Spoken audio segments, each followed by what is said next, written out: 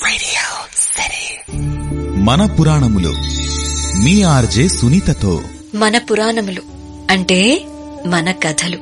మరి ఇవాల్టి మన రేడియో సిటీ మన పురాణములలో మనం తెలుసుకోబోతున్నటువంటి కథ ఎవరిది అంటే గరుత్మంతునిది. ఇంద్రుడి సారథి అయినటువంటి మాతలికి ఒక కుమార్తె ఉంది. ఆమె పేరు గుణకేసి.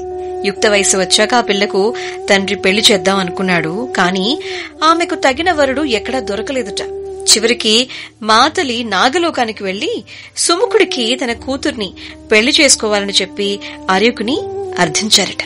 ఆర్యకుని మనుమడు సుముఖుడు, సుముఖుడి తండ్రి చిరకారి. నాయనా, చిరకుణ్ణి కొద్ది రోజుల క్రితమే గరుత్మంతుడు చంపి భక్షించాడు. మరో నెల రోజుల్లో సుముఖుణ్ణి కూడా హతమారుస్తానని చెప్పి వెళ్లిపోయాడు. చెప్పింది చేసి తీరుతాడు వాడు. చావు మూడిన వానికి నీ కుమార్తెనిచ్చి పెళ్లి చేయటం ఎందుకు అని చెప్పి ఆర్యకుడు అంటే ఆ మాటలు విని మాతలి బాధపడిందిట. అయ్యా, సుముఖుణ్ణి నాతో పంపించండి, నేను అతన్ని ఇంద్రుని దగ్గరకు తీసుకుపోతాను. ఆ తర్వాత గరుత్మంతుని వలన ప్రమాదం రాకుండా ఉపాయం ఏదో ఒకటి ఆలోచిస్తాను అని చెప్పారట. ఆర్యకుడు అందుకు అంగీకరిస్తాడు. సుముఖుణ్ణి వెంట పెట్టుకుని మాతలి ఫస్ట్ ఇంద్రుడి దగ్గరకు వెళ్లి ఆ తర్వాత విష్ణుమూర్తిని కూడా సందర్శించి మొత్తం సంగతంతా విన్నవిస్తారు. విష్ణుమూర్తి ఆజ్ఞ మేరకు ఇంద్రుడు సుముఖుడికి పూర్ణ ఆయుర్దాయం ప్రసాదిస్తారు. గరుత్మంతునికి ఈ విషయం తెలుస్తుంది. అగ్గి మీద గుగ్గిలమైపోతాడు. ఇంద్రుడి దగ్గరకు వచ్చి, సురేశ్వర, త్రిలోకాధిపత్యం నీకే ఉందని చెప్పి విర్రవీగుతున్నట్టున్నావు. నీ తల్లి నా తల్లి ఒకే తండ్రి బిడ్డలన్న సంగతి మర్చిపోకు. ఇద్దరు కూడా దక్ష ప్రజాపతి కుమార్తెలే. నీ తండ్రి నా తండ్రి కశ్యపుడే. నీకెంత బలముందో నాకు అంతే బలముంది. నిత్యం విష్ణుమూర్తిని వీపు మీద ఎక్కించుకుని మోస్తూ ఉంటాను. అలాంటిది నువ్వో లెక్క అంటూ గర్వంగా అన్నట్ట. ఆ విషయం విష్ణుమూర్తి గారికి తెలిసింది. ఆయన గరుత్మంతుని పిలిచి చిన్నగా ఒక నవ్వు నవ్వి, గరుత్మంత, తెలివితేటల్లో ఒకరి తలదన్నేవారు మరొకరు ఉంటారు.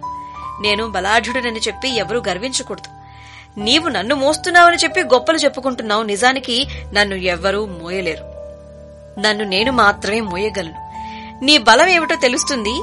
నా కుడి చేతిని ఒక్కసారి మొయ్యి అంటూ విష్ణుమూర్తి తన దక్షిణ హస్తాన్ని గరుత్మంతుని వీపుపై మోపారట. గరుత్మంతుడు ఆ బరువు మొయ్యలేక కుప్పకూలిపోయారట.